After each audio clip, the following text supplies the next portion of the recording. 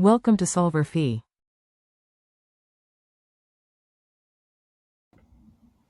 So for this problem, you are given that you have this loop that's rotating due to this mechanical rotator, and then the goal is to write about the EMF and then find something for NAB given certain circumstances.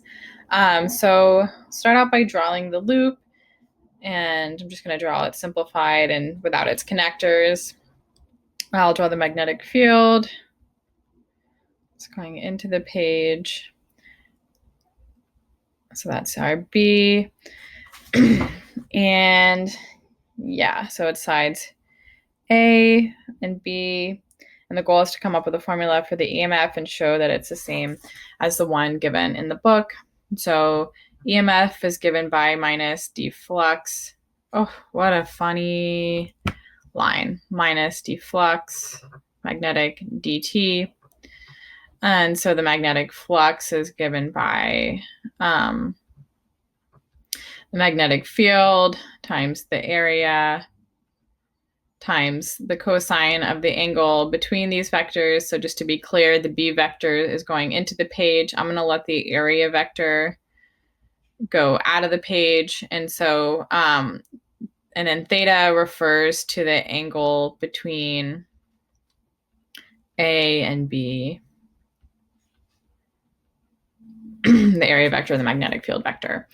And so we know that that theta is oscillating at an angular frequency omega. So theta is omega t.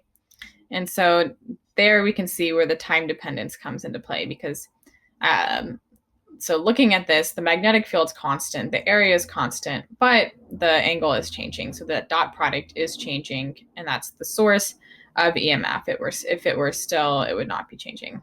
So you have minus BA times the derivative of cosine omega t. And the derivative of that is just going to be this BA omega times, and then dropped this minus, but that becomes a plus because the derivative of cosine is negative. And then that's sine omega t. And then if we use, so use area of the loop is just AB, and then omega angular frequency is 2 pi f, then you recover the result that you're looking for. So EMF equals, oh wait, was there an N in there? Give me 1 second. The rectangular coil was of N turns, so I forgot about this factor of N. So let's go ahead and put it back in.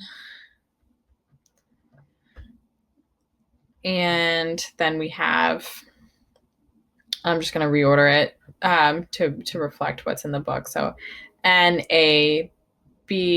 so that's our area, times our B, times 2 pi f, times sine 2 pi ft. And then they set this equal to some E naught, or epsilon naught, sine 2 pi ft. And then we're asked to find the value of NAB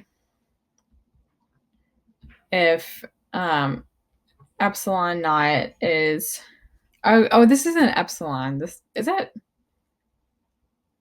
I'm actually not sure, but I'm going to keep calling it epsilon because it certainly looks very epsilon-y. Okay, so that's 150. B is a half a Tesla, and F is 60, and so that's revs per second. So those are the proper units. I guess I'll go ahead and write it out. And so based on that equation in the last equation in the previous one, I can say that NAB is equal to epsilon naught divided by 2 pi f b. Okay, great. And when I put that into a calculator, I got 0.796 meters squared. I'm just going to double check that number. Okay, yes, that looks good.